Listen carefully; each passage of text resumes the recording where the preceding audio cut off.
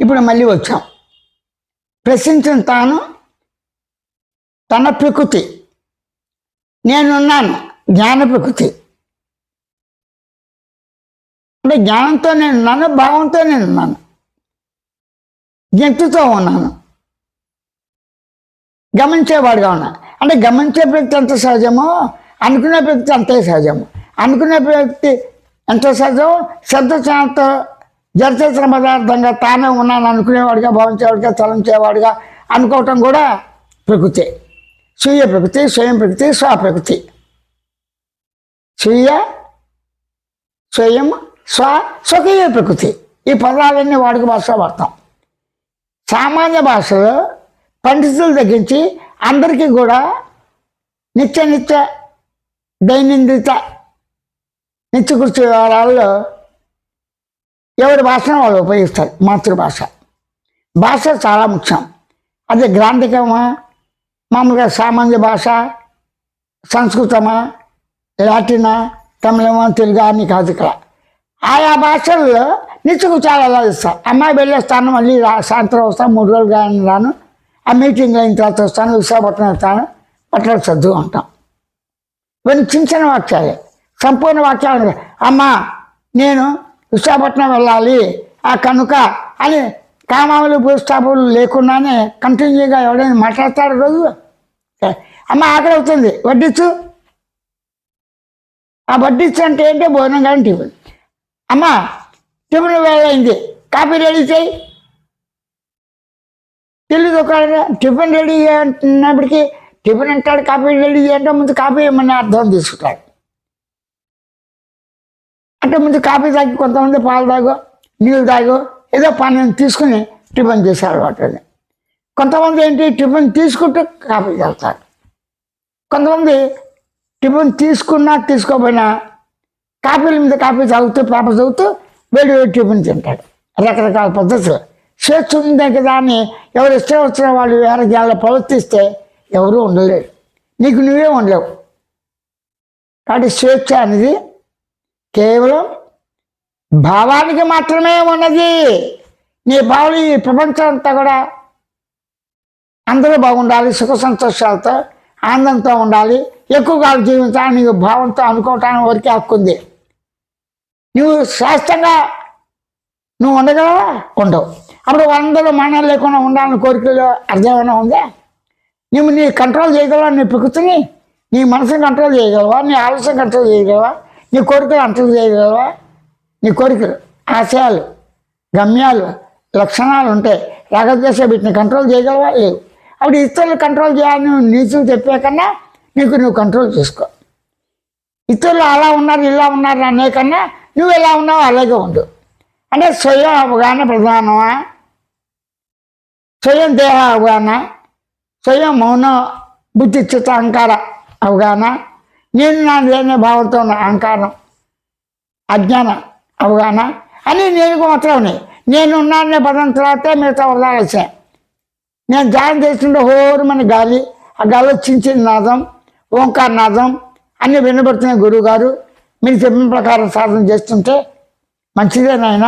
ముందు నేను శబ్దం ఉంది, నేను యొక్క కదలికలు ఉన్నాయి. ఆ నేను యొక్క ధ్వనులు కదలికలతో నిశ్శబ్దం శబ్దాలతో ఉన్న నేను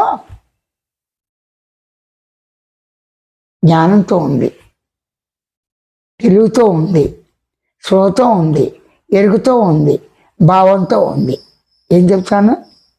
నిర్గుణ చైతన్యం ఏం చెప్తాడు? నేను ఎరుక లక్షణంతో, ఎరుకన్నా స్పృహన్నా సామాన్య ఎరుక, సామాన్య స్పృహ, సామాన్య జ్ఞానం, సామాన్య తెలివి, సామాన్య భావంతో, సామాన్య ఆలోచనతో, సామాన్య సంకల్పంతో అన్నీ తానే అన్నప్పుడు నేను అనే పదానికి సాపేక్ష పదాలే. నేను పదం లేకుండా రెండో పదం చెప్పండి. నేనున్నాను కనుక ఆహారం కావాలి అంటే నేనుగానే ఉండి ఆహారం తీసుకుంటుందా? నేను శబ్దంలో అర్థం ఏంటి? ఆహారం కావాలి, నేను దేయం కావాలి, నాకు ఆకలి అవుతుంది, నేను ఆహార పానీయాలు కావాలి, ఆకలి తప్పిన ప్రాణ లక్షణాలు, ఈ లక్షణాలు ఉంటాయి. నాకు గమ్యాలు ఉంటాయి, ఆశయాలు ఉంటాయి, నాకు వృత్తులు కావాలి, నేను బతకాలంటే ఏదో ఒకటి ఎన్నుకోవాలి.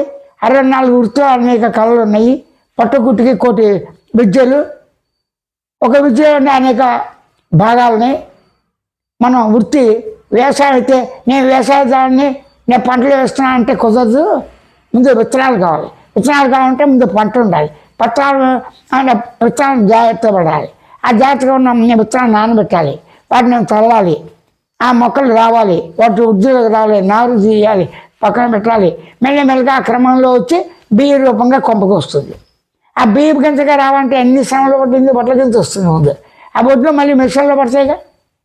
కొన్నాళ్ళు పాత్రలో ఉంచేసి బాగా 4 నెలలు ఉన్నట్లయితే బియ్యం మంచి గట్టిదనం వస్తుంది, అన్ని రకాలుగా బాగుంటుంది. దాన్ని మిషన్లో వేయాలి, లేకపోతే రోగాలతో దంచాలి. ఎన్ని పడితే ఆ బియ్యం కింద అన్నం అవుతుంది.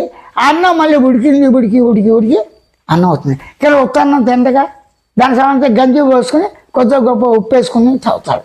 అన్నంలోంచి వచ్చే పైట నీరు కొన్ని చాలా ఆరోగ్యపరంగా మంచిది. ఉడికే 2 చిట్టుడికి నీరు అంటారు. అదే కొంచెం ఇది ఇంత బారిస్తే గంజి వస్తుంది. ఆ గంజి కొంచెం ఉప్పు వేసుకుని ఆ గంజి నీళ్ళు తాగుతూ అన్నం తినేవాళ్ళు నాకు. గంజి నీళ్ళు తాగుతూ అన్నం తింటూ ఏ రొట్టె ఏ పచ్చడు ఇవన్నీ వస్తాయి. ఇవన్నీ ఉన్నాయి. అప్పుడు భోజనం అనేది ఏంటి, ఆయా యొక్క పరిస్థితుల వాతావరణంలో రొట్టెలు తినేవాళ్ళకి రొట్టెలుగా భోజనం కింద లెక్క. రైస్ తెలియదు వాళ్ళకి. అది పండవు కూడా. కొంచెం చోట్ల పండిన తక్కువ పంట. వాడు అన్నం ఇంతే తింటాడు, రొట్టెలు ఎక్కువ తింటాడు. మనం ఏంటి ఇటు అన్నం ఎక్కువ తింటాం, మిగతా ఇప్పుడు అన్నీ కలిసిపోయినాయి అనుకోండి. ఎవరి భావాలతో వాళ్ళు చూస్తున్నారు. కాబట్టి నేను కరెక్ట్గా అన్ని వేళలో తిన్నా నాకు రోగాలు రాకూడదు అనుకుంటే అవుతాయా? వచ్చే రోగాలు సంపూర్ణంగా పోతే పోవు. ఆరోగ్యం మహాభాగ్యం అన్నాడు. ఆరోగ్యం ఎలా వస్తుంది?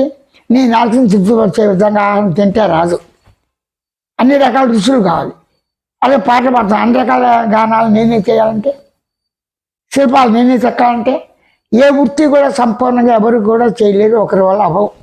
ఒక దేవాలయం కావచ్చు, ఒక ఆశ్రమం కావచ్చు, ఒక మందిరం కావచ్చు, ఒక ఇల్లు కావచ్చు, పాక కావచ్చు, ఒక చెట్టు కొట్టడానికి మనిషి సహకారం ఉండాలి.